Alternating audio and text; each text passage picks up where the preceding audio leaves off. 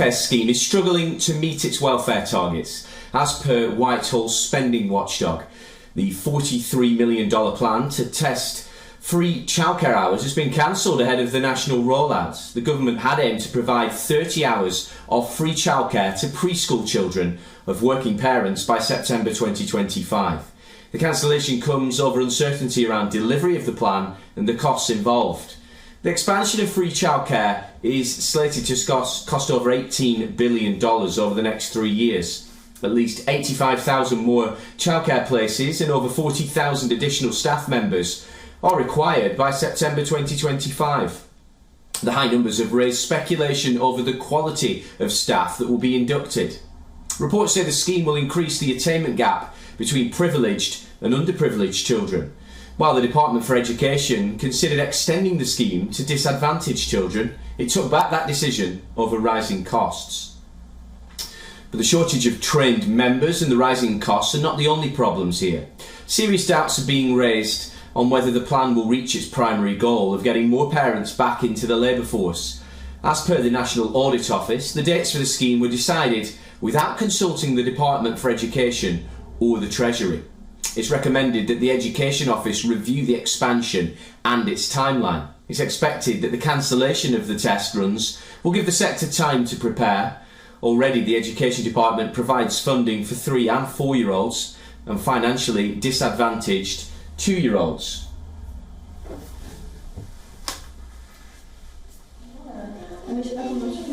But in March 2023, the Chancellor Jeremy Hunt announced the quote-unquote largest ever expansion of childcare, and the scaling up began earlier this year.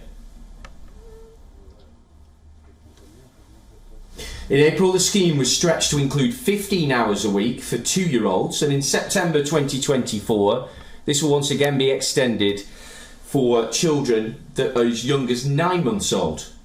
The April targets have been reported to be on track, and the Education Department has said that it's taking decisive steps to ready the sector for the later phases, including the target for September. And it's also looking at increased funding above market rates.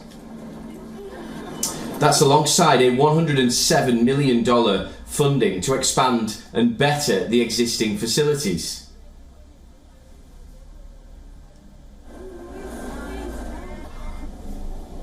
Well, for more on this, we're being joined by our correspondent, John Bevere, for this developing story. John, I'll claim a little bit of interest in this, in that I am affected potentially by this, and quite a concern for many parents like myself up and down the UK. Of course, the government has promised so much in terms of childcare, and now we're worried about its potential rollout.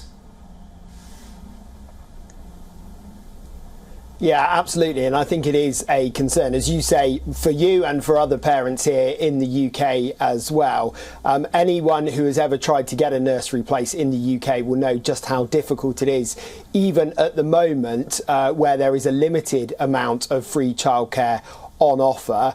And so there is deep concern that by rolling out more free childcare, that the chances of managing to get a nursery place are going to be very difficult indeed. I've spoken with a few nursery providers here in the southwest of England where I am, and I've been asking them about the scheme, and a lot of them have said they're already full, so there's very little that they can do to help out. And a lot of that comes down to the sort of buildings being used and the space they have. Also, a lack of staff as well is one major concern. Now, nursery staff traditionally don't get paid a huge amount of money, and with the current cost of living crisis we're having here in the UK and elsewhere in the world as well, it has to be said, people are avoiding these lower paid jobs and are maybe holding out trying to get better paid jobs, or they're joining the sector, they're doing some of the qualifications needed to become a nursery worker, and then they're still looking around for other jobs that pay better, and so they are leaving their posts. So that is a problem. Brexit as well, some nursery providers here have told me, has been an issue.